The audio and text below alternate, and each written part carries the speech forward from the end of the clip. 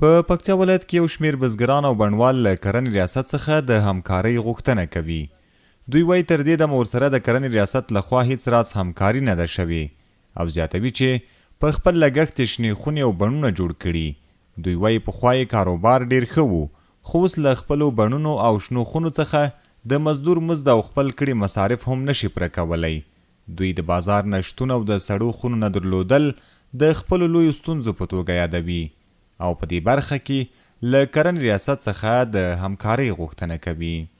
موږ په زراعت په برخه کې هېڅ کوم کومک نه شوی د دولت څخه غواړو چې موږ ته د مڼو کله چې ورسېږي 50 روپۍ ریټ یې کله باید موږ ته دوی مارکیټ پیدا کله چې بیرته دوی پاکستان ته ورسېږي دا مڼې د هغه نه چې بیرته دلته راشي 200 روپۍ من کې باید موږ ته دوی مارکیټ جوړ کړي. په دې منطقه کې موږ خلک بیخي ډېر باغونه لري، هر کور تقریبا 2 جرابه 3 جرابه په وس کې هغه باغونه یې کرلي دي او اوس هغه باغونه حتی میوهدار شوي دي، خلک ګټه هم راخلي. خو د موږ مشکل دا ده چې دا څو کاله کېږي زراعت دې طرف ته بیخي توجه نه ده کړې، نه له چا سره د ماشیني مرسته کړې، نه د سره کړې ده، نه د دوایي کړې، په هېڅ باره کې موږ سره کوم مرسته کومک نه ده کړې.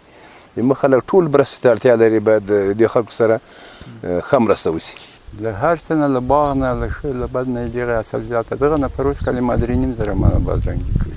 خبرې دغه ده چې په بازار کې نرخونه نشته، 40 روپۍ هم خرڅېږي، 60 هم خرڅېږي، 100 هم خبرې جګسي، 2.5 هم یو وخت کې جګسي.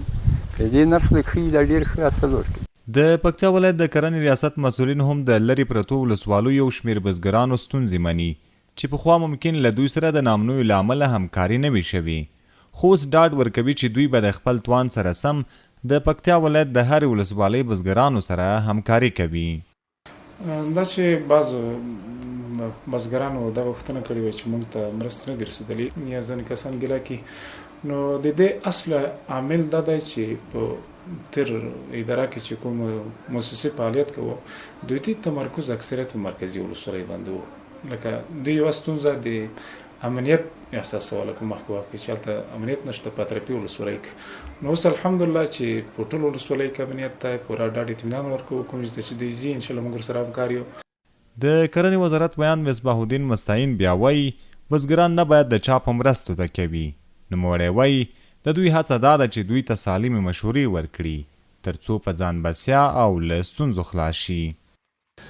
مرستې زموږ د هیواد د بزګرانو ستونزې نشي حلولی، خو د کرنې وزارت چې اوس پر کومو برنامو او طرحو باندې کار روان کړی دی هغه دا دی چې بزګر په خپل ځان باندې بسیا سي او هغه زراعت چې خلک یې لري میکانیزر زراعت یا کلاسیک زراعت هغه موږ هم ولرو په خپل هیواد کې او هغه په مرستو باندې نشي کېدلی. هغه چې د ټول عمر هېڅ هیواد ډېر پرمختللي هیوادونه هغه د خپلو بزګرانو ټولو ستونزو ته رسیدګي په خپله نشي کولی، صرف زمینه سازي بزګرانو ته کوي چې د مشکلاتو څخه څنګه ځان راوباسي.